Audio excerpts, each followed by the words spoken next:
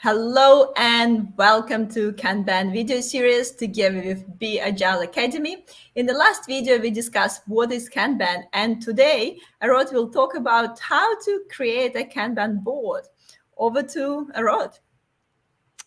All right. So, in the last episode, when I was talking about what Kanban is, I said that Kanban use a Kanban board to visualize the work and workflow. So today we want to focus a little bit more on that and how to design the Kanban board. So before you design the Kanban board, it's quite important to take into account that who is going to use this board. Is this for one person, like the board that I have behind me, or this is for a small team, or this is for the entire organizations? When we identify who's going to use it, then the second things we need to identify is what type of work this person or these teams are going to work on. So as you can see here, there, so that I use different color to represent different type of work that I'm going to use, and I have different swim lane for each one. So that's the next one. And the last part of designing the board is the workflow. Workflow means how work flow through the system from beginning, from when customer raise a request until the customer demands actually fulfilled. So what stages we need to do and what activity we need to go through. And how do you decide what stages we include into your Kanban board? the it's quite important to visualize what you want to measure and what you want to visualize, because you might have so many different activities and stages on your workflow, but you don't want to have 50 different column on the board. So if anything that takes less than a couple of hours and it's quick, and you know that it's quick, so for example, you have multiple developer in your team, you finish the code and you just need someone to review the code. So you go and ask someone, can you review the code for me?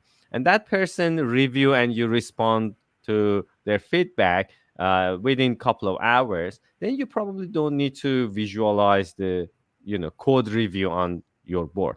But if you depends on someone else to actually do the work or another team to do it for you, and it takes more than maybe you need to wait more than a couple of hours, then you definitely need to have a stage or column on the workflow, so you can track how long you've been waiting for that person or that team to do the work for you. And over time we focus on those that takes more than expected and see what we can do to reduce those waiting time.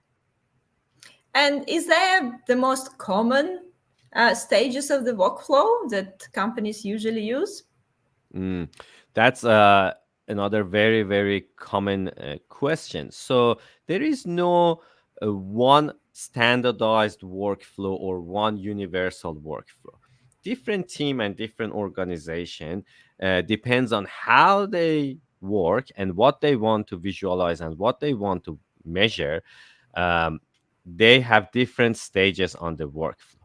But in software development, for example, which is probably most of our audience work in IT industry, it's quite common that you have a backlog or list of work that raised by customer, and then you need to do the initial triage, and then someone needs to do some sort of analysis, maybe talk to customer, do a little bit discovery work to have better understanding about the customer demands. When we decided that okay, this work is ready to be built, then we need to have a stage on the work flow to differentiate between the work that team committed to deliver, and at that time we promise the customer that we're going to deliver, and the work that we haven't committed. Then we start building it. Then we need to deploy to UAT environment or test environment, and then the work will be ready for testers. Then testers pull the work, start testing. When they're happy, deploy it to UAT, and then user will approve the work, and then the work will be ready for release and deploy to production, and then it's released to the customer and the work is actually done. Once you decide with the stages of the workflow, So what do you usually prefer? Do you prefer to have one board on your wall, physical board, or do you recommend to have a digital one? Yeah. So before COVID, physical board were quite kind of common because that gives you more flexibility to design the board and stuff like that. And also, it's quite fun because you actually move the card and that's rewarding. But after COVID, most of us we work from home or we work remotely, and working from home and working remotely become a norm now. So using a physical board, I don't think it's quite practical, and now we have to use digital tools. So do you recommend any tools for setting up a digital Kanban board? Well, there are quite a lot of different tools. Depends on your budget and your need. At least in Australia, the most common tools is called Jira. However, there are some tools specifically designed for Kanban, like Kanbanize or Kanban Zone or Swift Kanban and Flowmatic. That's another one. If you don't want to spend too much time, you probably can try Trello. That's also relatively powerful, and as far as I know, it's you can even use it for free, but I'm not 100% sure. But it's quite flexible and it's good enough. Yeah, Trello has some limitations for unpaid version, but then you Mm, can add some different plugins as well to make it a bit more fancy.